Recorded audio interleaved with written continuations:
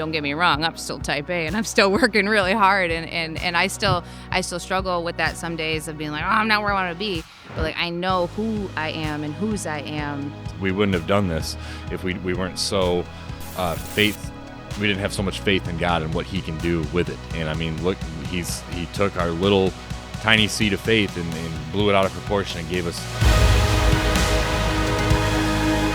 What's up, champions? Welcome back to another edition of the Podcast of Champions. My name is Nick. You may know me better as Jamie.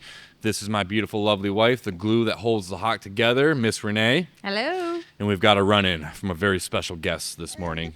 Want to say hi? Mr. Asa. Say hi, Asa. Tell him a little something about yourself. Good morning. He's our son. He's our son. Hopefully we're not just holding a random baby. But we've got an over and under bet. How many times he spits up today? The over under is 5. He's already done 1. So you guys might see me win a lot of money or lose a lot of money. So we'll see. He doesn't like your bet. All right. So today, champions, we're going to talk about our testimony. Basically our walk with Christ, our spiritual walk, and how we got to this point, kind of the background and how it pertains to the HOC. So, Miss Renee, I'm going to let you go first. He's going to have lots to say, I think. I'm going to have lots to say. He's going to have lots to say. So let's get your testimony. Where did you start out? How were you raised? How have you grown closer to God? All the things. Let's hear all the nitty gritty. He wants to go first. Okay. Go ahead, Asa. I'm going to be honest, this might be tough. Like, I don't want him doing this the whole podcast. Like, we just started. And we're back. We had to take a small hiatus because Homeboy was hungry. And when Homeboy's hungry, he's got to eat. I mean, this is real life. Yeah. We are not perfect. No. And neither is this podcast. So, Miss Renee, speaking of not perfect, tell us about your imperfect past. You like that no, segue? my past is perfect. Oh, I'm just kidding. All right, well, tune in next time, guys. It's far from perfect. Okay, so yes, you asked me about my upbringing. I think the whole point of this podcast today, by the way, we don't shy away from our faith. That it just has such a big part of why we're here and how we're here, which is why we felt called to share it. So, okay, little disclaimer there. But going back, I was raised Catholic, grew up in the church. I've believed in Jesus my whole life for the most part. I don't remember a time where I didn't believe in Jesus, to be honest. I would say, though, when I got to college is when I started to seriously start reading the Bible, though, and diving into that and trying to understand it more and develop a relationship with him rather than just going to church on Sundays and checking the box. That was, I started doing that when I was like 19 when I first got to college. It was short-lived, I would say, because I was definitely living the college life, whatever that means. Far from perfect here. Remember that? So I moved to Nashville, which is where we were living in Nashville when we met. That's a whole nother podcast about how we met. But I moved to Nashville to work in the music industry. So my degree is in music business and entertainment business. That's quite a life to live, especially when you're living for the first time on your own when you're 21 in Nashville, Tennessee. That just sounds like a recipe for disaster. Thankfully, it didn't end up in disaster. I bet you it ended up in a great story. But the way to that story was a rough one. I would say the first 18 months that I lived there, it was fun. From a worldly perspective, I look back and I had lots of fun and some regrets too. But I was just living the single worldly life. I was on the road every weekend, road managing a country artist up in the Midwest. I was drinking a lot. It's Nashville. That's what you do there, which is a big reason actually why we moved away, because we wanted to raise our family and there wasn't much to do there for us at that time other than go to bars. So I was drinking a lot, just living for the world, trying to fill a void that just couldn't be filled. And I know now because I was searching for the Lord. That's kind of it in a nutshell. You know my story better. So is there anything I should jump into? Yeah, no, thank you for sharing. And I'm going to challenge you to be vulnerable and be open and honest. because you talked about you were living the college life and the Nashville life. What made you turn from that life to start to pursue Jesus more? Oh, this is a you're challenging me. He Told you. knows the story. That's why. That's it. We don't have any skeletons in our closet anymore. So it was just, I mean, tactically and transparently, I'd gained 30 pounds since moving there. I wasn't in a relationship, but I was in plenty of one night relationships, to put it bluntly. Was drinking every night. I was waiting tables and getting off work and just heading to the bar. Red Door. Still love me some. You hate that bar, but that was my place to go. And I remember we would start the night with with Jameson, like a neat Jameson and like a shot of Fireball. That's how like we would literally start the night after waiting tables. Like I look back now and I'm like, what? Like that would literally put me on my butt right now. But that was like the warm up when I was 21. And then that night never ended in anything good ever. I remember I'd wake up in the morning and I'd have so much anxiety and I'd have a lot of regret and I couldn't remember what I did the night before. And I remember vowing to myself, I'm not going to do it again. And then that next night, like I would do it again. And it was a vicious cycle. I'm like, oh, this is bad. I know I shouldn't do it. But I was just like, like Paul says in the Bible, I just keep doing what I know is wrong, but I keep doing it. And I'll never forget, I think it was in like February of we met in 2020. No. 2013. 2013. I'll say 2023. 2013. So it was like February of 2013. I got home from a long weekend on the road in the Midwest, managing a country artist, probably drinking all weekend, making a lot of bad decisions. And I got in my shower that night at my apartment and I was getting ready to go to work, wait some tables, and I just broke down and I cried. I felt so broken and lonely, and I was surrounded by people, but I just felt so alone. And I was like, well, is this what there is for me? Like I moved here for success and fun, and I found plenty of fun, but I didn't find any fulfillment. I didn't have any purpose. I felt depressed, anxious, couldn't get out of bed, anxious. And I just broke down in the shower and I cried out to God. And I was like, I don't know where else to go. Like, what do I do? Help me. And I bawled my eyes out, got myself together, went to work. And that was I believe that was a Saturday night. And then I was like, you know what? I'm just going to go to church the next morning. And I went. And I'm not going to say it was just this big transformational thing that can happen overnight. I've seen it happen to people, like Saul to Paul situations. But for me, it wasn't. I went to church. I felt pretty good. And I'm pretty sure the next night I went out and drank again, to be honest. But that night, something did change. Like I gave my life to the Lord, and He slowly but surely started chipping away at the things that, from a worldly perspective, that were breaking me. And 10 years later, I'm just a different person. Mm-hmm. Is that vulnerable enough? Yeah, no, that's great. So what I'm hearing you say is you were not necessarily, crazy circumstances, rock bottom, but you were just sick of living the way that you were living, had no fulfillment, had a gaping hole in your life, and you felt like there was something more. Yeah, and to be even a little bit more relatable, and we share this in the hopes of helping people that are in this situation now, is I'm type A. Like, we own this business, and anybody that knows me as Hawk Mom knows I am type A. I am a 3 Enneagram. There's probably Christians out there that are like, nah, the Enneagram's bad, but I'm a 3 Enneagram. And, like, I thrive on work, productivity, and success. And I'm not going to get into, I've unpacked plenty of that in therapy about why it's like that. We won't get into that here. But my worth was defined on what I did. Mm-hmm. So working for God's approval was common for me. Working for the world's approval was even more common. So when I was at home, still waiting tables, not working at a record label in a really good job after being valedictorian my entire life and like 4.0 in college, all of a sudden I end up in this new city and I'm not doing as well as I thought I was going to do. I had nothing to hang my hat on. And then what did I have? I had nothing. Like I didn't have a foundation. I couldn't get out of bed in days because I had defined my worth on my success and I wasn't having success. So then what do I have to lean on? I had nothing. And that's a depressing, lonely spot. And I see a lot of people in that, like that we know in that spot. Like when they don't have the world they think to fill that void anymore, that drives them. That's where depression comes in, and like what do you have to work for? So I'm so thankful for our faith. And now I mean, don't get me wrong, I'm still type A and I'm still working really hard, and You're and working for and the Lord. I still struggle with that some days of being like, oh, I'm not where I want to be, but like I know who I am and whose I am, and that I'm here for a purpose, even if I don't have $1 million in my bank account. No, that's great. Thank you for sharing. Mine is somewhat similar.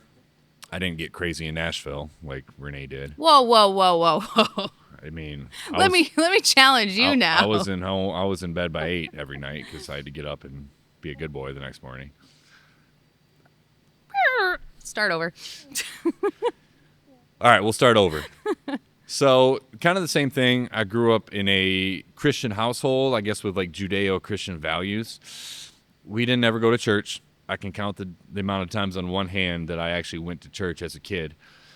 We believed in Jesus. I prayed to Jesus every single night. I believed in God, but I didn't have a relationship with Him. I didn't realize the closeness and the fellowship that you can have with God.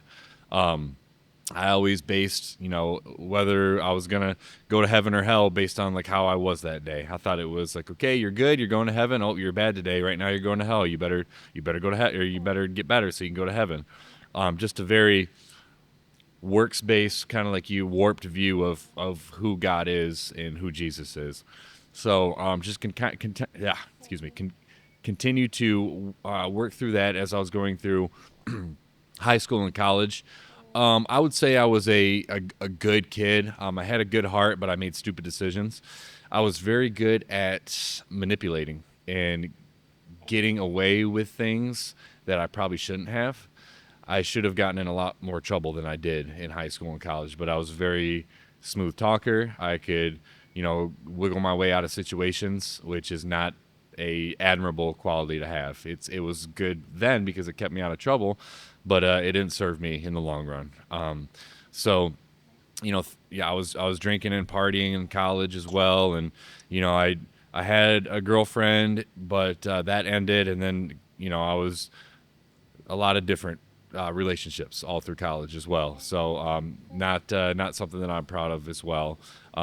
Just I guess could say was somewhat of a low key like womanizer, and I used women, I guess you could say, as a means to an end.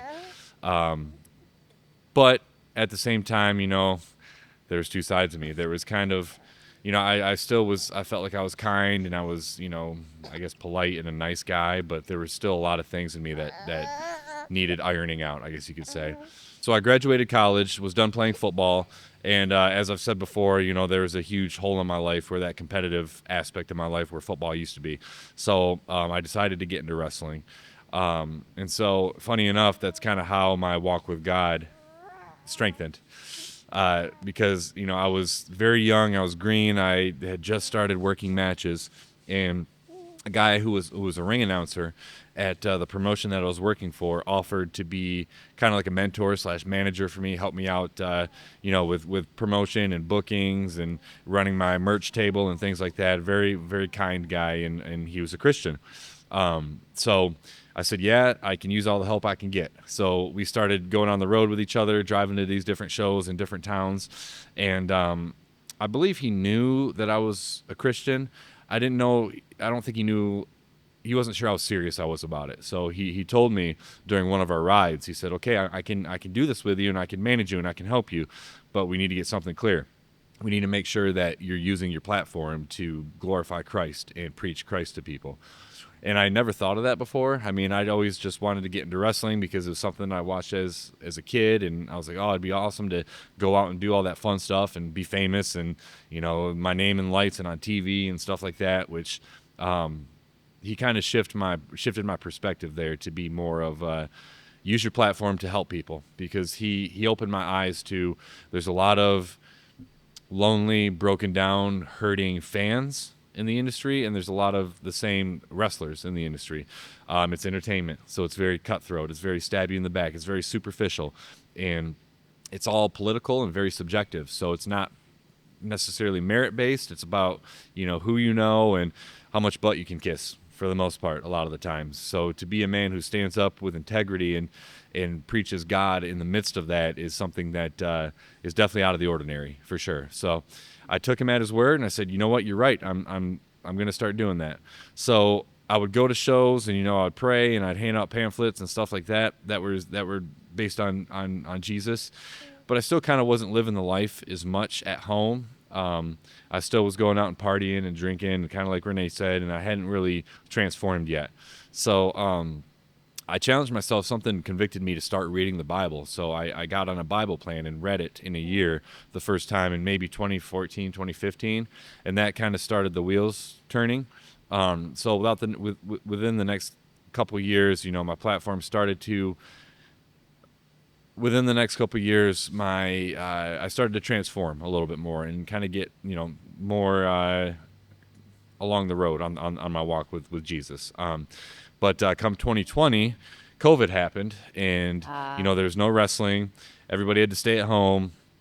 We couldn't leave our house basically during the quarantine. So Renee and I, we had been married 5 years at that point, and like I said, we were avid churchgoers, but we would still go out and party and things like that. Yeah, timestamp this a little bit, right? Like I said, I gave my life 2013. Uh-huh. You started in 2014. Uh-huh. Now we're in 2020. We're still drinking. Yeah. Like we're still. Yeah. So 6-7 years after that. Yeah. Talk about a slow burn. We still got some skeletons in the closet with each other. Mm-hmm. Yeah. Yeah. At that point, we weren't as open and honest and transparent as we are now. So COVID actually was a good thing for us in the sense that it forced us to sit at home, and it was my idea to start a small Bible study in the morning. Renee was very resistant. I to didn't that. want to do it. Yeah, and I think it was. I'm not saying every upbringing causes this, but like my upbringing of like the Catholic Church made me very fearful of praying out loud, and like I remember the first time we prayed out loud, like I cried because I was so embarrassed, like I didn't know what to do. Yeah. And I was like, no, I'm sleeping in. And I remember saying, if we're gonna do this, I get to lay in bed. And you so graciously were like, okay. So I pulled up a chair right next Yep, to you bed pulled up a chair next to me and because like forced me Princess to do couldn't it. be disturbed. Yeah, sorry about that. It's a funny story because you're so different now. Like you're always wanting to do it, and you're pushing me to do it. Yeah. So it's crazy how much you've transformed. So we started doing that, and I mean it was 5 minutes to start out with. We didn't know how to talk about the Bible. We didn't know how to pray out loud. We didn't know how to discuss. And not only, obviously, it got us closer to God, but it got us closer to each other because we were able to start opening up and being honest with each other and transparent and, shining light on those skeletons in the closet. And it wasn't easy. There were some awkward, uncomfortable moments, but I wouldn't trade that for the world because now, everything is out in the I light. feel like I cried a lot because I get so frustrated and embarrassed and like I didn't want to do it. And I felt like you were making me make me do something I didn't want to do. Such a different time in our life. Yeah, but I mean, good on you. You still did it. Kicking and screaming, you still did it, Did. So, we did that. We've been doing that for the last 4 years, and it's amazing. If you were to rewind 4 years ago, we were much different people. We were still living that way and, drinking and partying and all that stuff. And now, we've dealt with that. We're not partying and drinking anymore, mostly because we have 3 kids, but mostly because we don't feel like that honors God, actually. The kids just also don't give us time to do that. Yeah, and I just want to say, when I remember that night in the shower, even saying and thinking to God, like, I'm going to do this, but, like, I'm not giving you everything. Uh-huh. Like, I'm still going out the next night, which Yeah. I did. Yeah. Or I'm still going to watch my shows, or I'm still going to, like, have a boyfriend and all that. Yeah. Like, I'll give you I'll go to church on Sunday, you Yep. know? And God being, like, the gracious and kind, patient God that he is, was like, I'll take whatever you'll give me, And that's how I look back on my story now, and I feel like that was his response. He's like, I'll take whatever you'll give me. But he knew, like, the more I get, the more, like, if I gave a little bit, I would continue to give more. Yeah. And I look back now, and like 10 years later, like, he's just completely transformed our life and blessed us so much. Yeah, I mean, I was the same way. I said, I'll give you one day a week, and then the rest of the time I can go and live my life. I was still drinking. I was still, watching porn. I was still, in masturbation, still looking at things that I shouldn't have had done.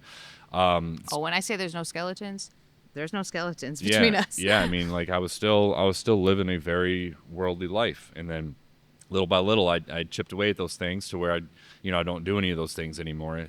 Praise the Lord. And it's not because of me, it's because he's changed me and he's transformed me and renewed me. So, I think another thought, sorry interrupting you, no, good. is I remember thinking, I know I need to do this, but I don't really want to do it because it doesn't look fun. Uh-huh. Like this is going to be really boring life Well, compared to what I was doing at the moment. And I remember we have an acquaintance, a young girl that recently just started coming to church with us and was like, yeah, I'm going to give my life to Christ. And this was like maybe 6 months ago, and she told me openly, she's like, yeah, I'm excited, but like I'm nervous because like I don't want to give some stuff up. And I'm like, that's okay. But I think like I didn't tell her this because she won't know till she knows. mm-hmm. But like there's so much more freedom and fun on the side of not doing it, and you really don't know that until you're in it. Of not having that fun stuff.